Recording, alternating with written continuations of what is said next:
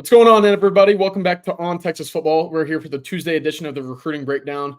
I'm here with Gerry Hamilton. Of course, I am CJ Vogel, and today we'll be talking about the all-important spring visits coming up and leading into the official visits in the summer. But before we dive in too far, Gerry, why don't you tell us about our good friend sponsoring the show today? Yeah, Texas All-State agent Mark Saunders. He's the lone sponsor of the Recruiting Breakdown here at On Texas Football. When it comes to protecting all your stuff, wouldn't it be great to have one place that protects it all? Here's some good news. Texas All-State agent Mark Saunders is the only insurance agent you need to help keep tabs on protection for all your stuff. Everything from your home, car, and boat to your motorcycle, RV, and even your ATV. Call Texas All-State agent Mark Saunders' office today, 512-218-8571. Are you in good hands? With over 35 years experience, you will be with Texas alum Mark Saunders. Give him a call today, 512-218-8571. Thank you very much to Mark Saunders. Yeah, hey, CJ, it's a great day to talk about spring visits because Texas gets to put out today that 11 players have been invited to the NFL Combine. That's always a great day to recruit, in my estimation. Yeah, I mean, it is when you're in that top four of not only the college football playoff, but the top four of teams sending players to the Combine. Again, we've talked about it. The negative recruiting of Texas, it feels like it was always on-field production and then development. Texas is in the top five of both of them right now. Great signs for Sarkisian's program moving forward, which makes these visit dates even more fun. You know, you talk about the big official visits in June. We can get to that in a bit.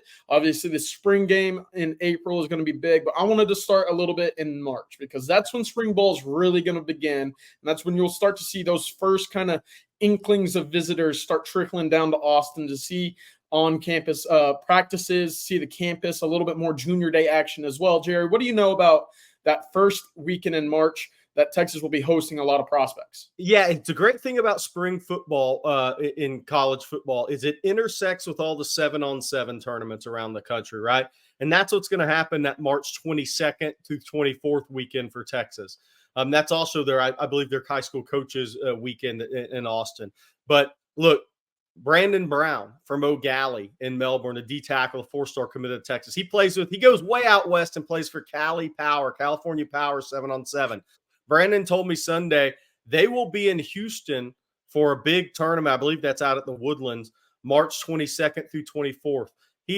Brandon Brown said he plans to go visit Austin on the 22nd. They fly in, go to Austin, meet with the Texas staff, meet Kenny Baker, which he didn't get to do in January, then come back for the 7-on-7, obviously, that Saturday and Sunday. So I suspect we're going to see a few visitors that March 22nd on that Friday, especially out-of-state guys who are flying in for the 7-on-7 or in-state guys who are traveling for the 7-on-7.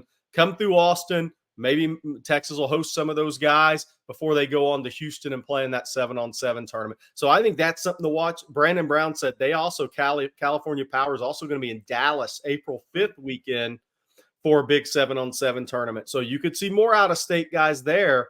Depending on where they're coming from, fly into Dallas, come down to Austin, see University of Texas, meet with the staff before taking part in that 7-on-7 tournament. So that's kind of where things intersect for all these colleges right now as spring practice begins while the 7-on-7 national tournaments are in full swing, and that helps Texas get guys on campus. Yeah, there are a couple names I wanted to add to that March kind of watch list, if you will. Josiah Sharma, the defensive tackle out of Folsom, California. He was one to keep a close eye on. He mentioned to me that he was hoping to get to Texas in the spring. And then Jamie French, the 5-star former Alabama wide receiver, was offered by Texas at the end of January, right in that turn of the calendar area. He told me that he was hoping to get down to Texas. Didn't have a specific date, but that would be a big one to keep a close eye on. Obviously, a 5-star. I'll throw a third one. Fahim Delane, the safety out of Good Counsel, one of the most talented high school programs on the East Coast. Fahim Delane's told me twice now he plans to come visit in March. He just doesn't have a date yet. So all these kids, they don't have their calendars full, right? CJ, right. So we deal with this all the time. It may be a week before.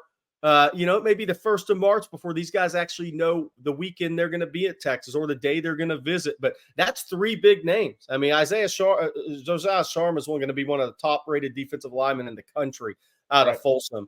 Former Washington commit was just Alabama. Jamie French is if he's top 3 receiver in the class. Him, DeCorian Moore, name a third guy, right? I mean, those are the guys in 25.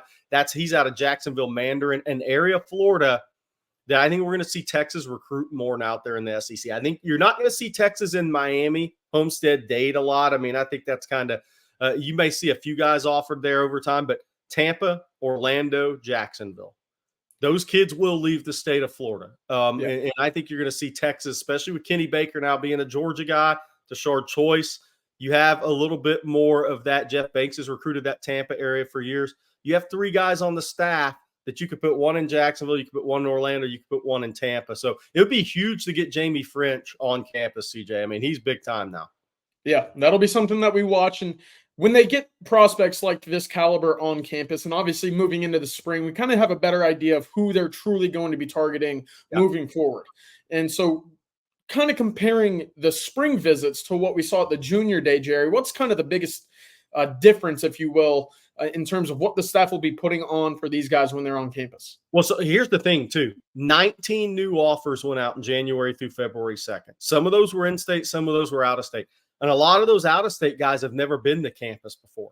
So the January 20th junior day, that was – Texas had a lot of 25s, but they also had a lot of 26s. I think they used that to – look, Sark had one-on-one time with some of their top targets. I think that's kind of started to become clear. And then the visits they made to schools after that in January through February 2nd. But that was also an evaluation day where they got height, weights, wingspan, hand sizes on all those 26s and some of the 25s that maybe they didn't have all that data on.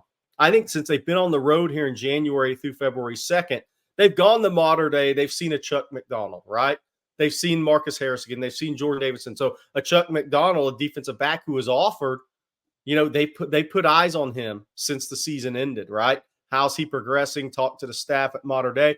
Then you start to look at some of those other guys. Josiah Sharma, how big was he? Johnny Nansen, when he got out there, what did that frame look like in person? Myron Charles down at Port Charlotte, Jeff Banks with the CM top D lineman. Did he check all those boxes? So I think that's going to be the key now is how many of those out-of-state guys can you get on campus this spring? And I always go back to this. We talked about it, I believe, on a Coffee and Football on one of our live streams. Brandon Baker didn't have Texas high on his list until he showed up for the spring game, April, and it's April 20th this year at 1 p.m., by the way. That really kickstarted Texas recruitment of Brandon Baker. Then he comes back for the June official visit. Then Texas ended up winning out because Oregon was the heavy favorite at that time when he came to Austin in April. So that's going to be the key is how many of these out-of-state guys, there's a lot of names being brought up by Texas fans right now. We're covering those names.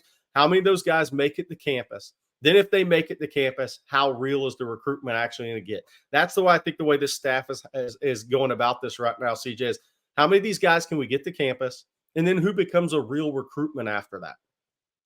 Yeah, I'm with you. We'll obviously get an idea of what it's like early on. And like you said, that spring game is going to be big. And we are going to get an idea of how Texas moves around that date because, like you said, that game will kick off at 1 p.m. And I think Texas would prefer that because then you get the nightcap with a lot of these recruits. Michael Terry, the athlete out of Alamo Heights down in San Antonio, told me he will be in attendance for the Texas spring game. Again, that's April 20th at 1 p.m.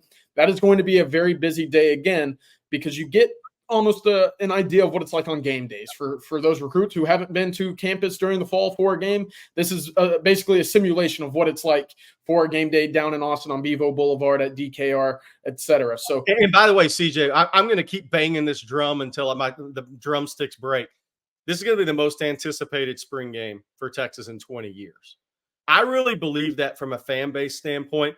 You know, coming off the playoff, the move to the SEC, it's going to be the most they've seen of Arch Manning in a game, the spring game this year. Last year, Sark kind of didn't, kind of hit him a little bit the best he could, put him out there with the walk-ons, and he was chased the whole game, played under duress in his snaps.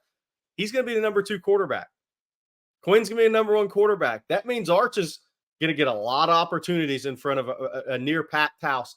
Then you have all the guys coming back, the guys out of the portal, Isaiah Bond, Matthew Golden, Niblack, the excitement around the Texas program coming off the playoff season, moving to the SEC, all the guys that are about to be drafted, which will be right after that spring game, right? There's so much excitement and buildup headed into the next season.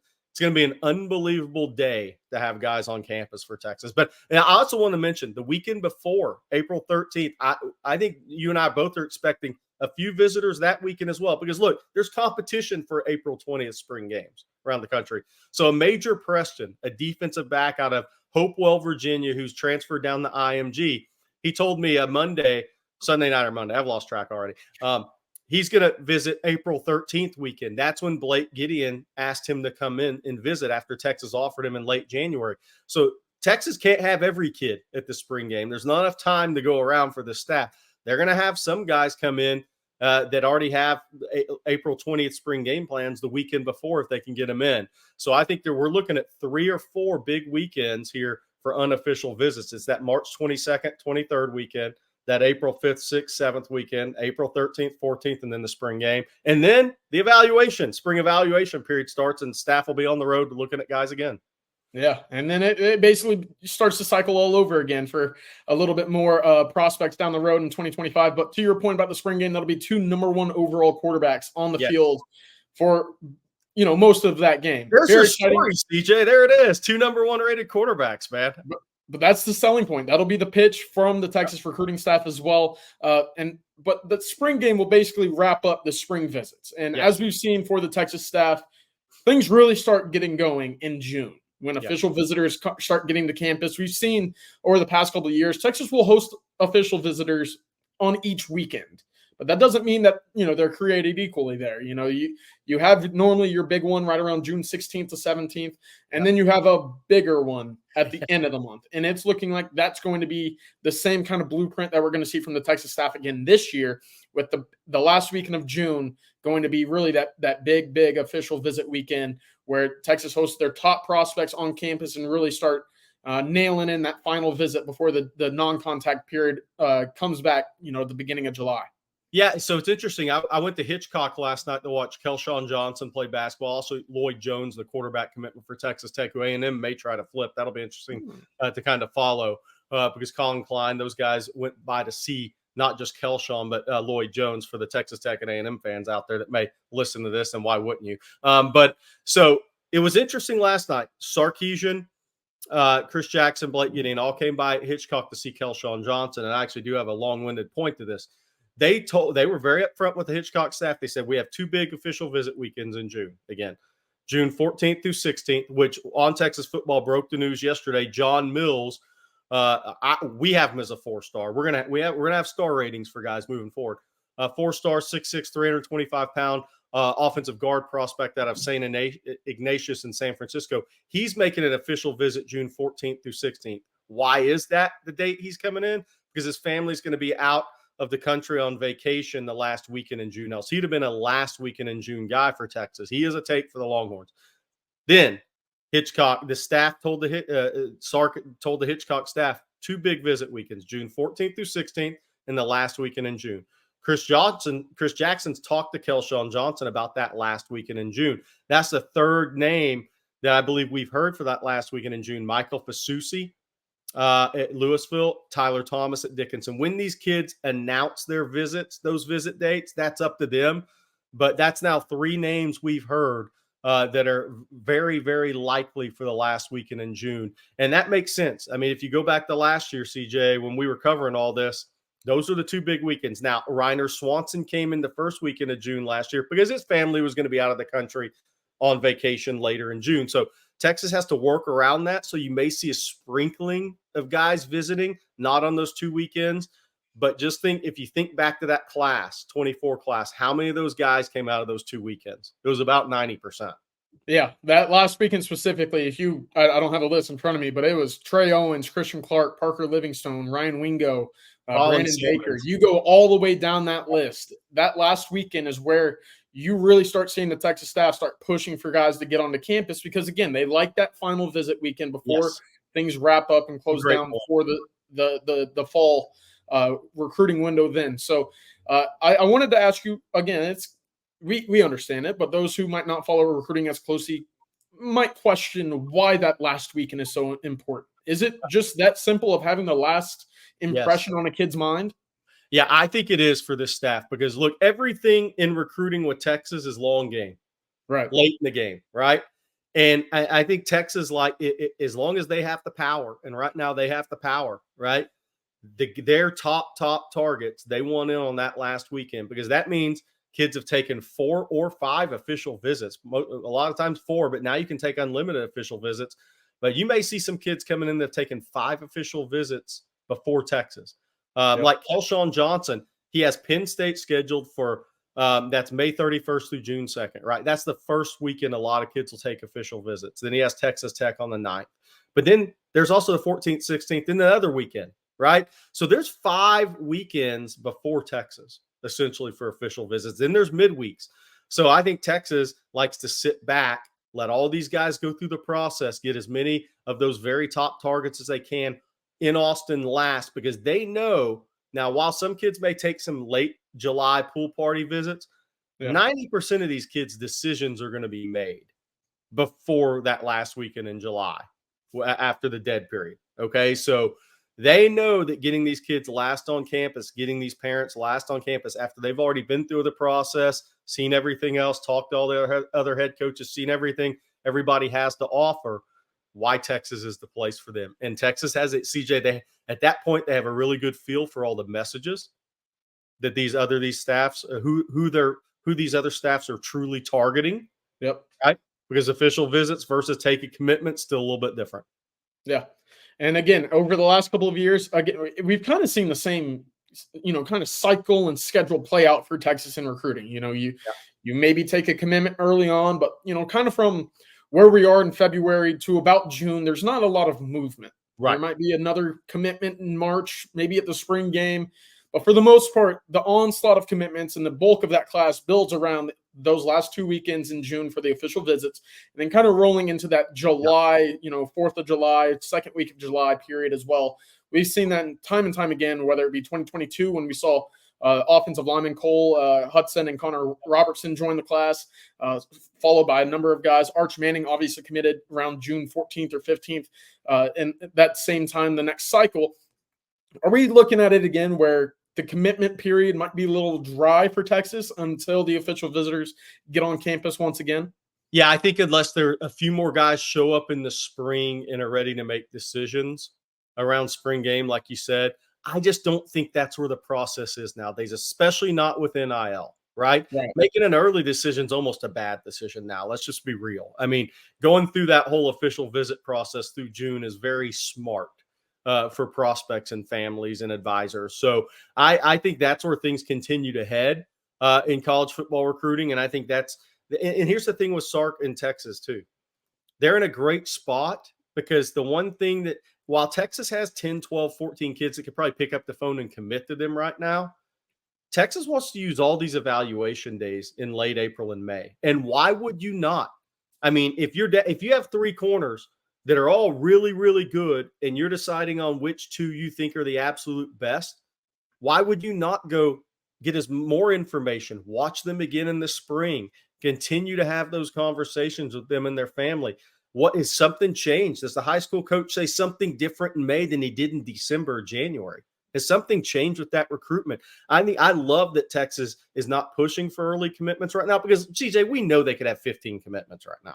Absolutely. Georgia could have 15 commitments. Some of these schools could have 15 guys committed, but I love that they're going fully through the evaluation process. See who keeps working hard. Yeah, I think that's huge. See who puts it all out there for spring practice like it still matters. Absolutely. Who's running track? Who might grow an inch from now until the summer months? These kids aren't finished prospects yet, and so it's interesting. I love the vision as well. But it's all starting in March when these kids start getting back to campus for the spring football period. That'll be interesting to see just who does make the trip from out of state on their own dollar, because, again, Texas will take care of them once they come and schedule an official visit. It'll be a good indicator of who's really trying to, take an extra look at Texas versus, an extra vacation later down the road. So that'll be interesting. Gerry, you got anything else on visitors coming up? Yeah, no, I think one thing I want to touch on was a little bit at the wide receiver position. And thank you again to Mark Saunders, All-State agent, for being the sole sponsor of the recruiting breakdown. Wide receiver position, again, I think Decorian Moore is number 1. He's going to remain number 1 until he signs a letter of intent, right? In state. I think after that, Kelshawn Johnson's way up on the list. And I think Khaleke Lockett is a name that Texas fans need to continue to become more familiar with, or just we'll be talking about him more. I'm going to go see him soon. But he was a guy, Khaleke Lockett, at Saxe high school that Devin Duvernay went to. He didn't attend Texas Junior Day on the 20th. They got about every other guy down they wanted to. Not everybody, but they had a high percentage. He was one that did not show up, did not come to January 20 Junior Day. He went to A&M, a couple other places. Well, how much does Texas and Chris Jackson like? Sark and Chris Jackson went by the school in late January after he did not attend Junior Day. So that tells you that he's really high on the board. So if you look at where Chris Jackson and Sark both went, Duncanville, Hitchcock for Kelshawn Johnson, Khaleke Lockett. I mean, so you start going down, and it's you're getting a clear picture of how much they like some of these guys. And Khaleke Lockett's one that wasn't on campus in January that I think they're going to make a big push to get on campus in the spring before a June official visit.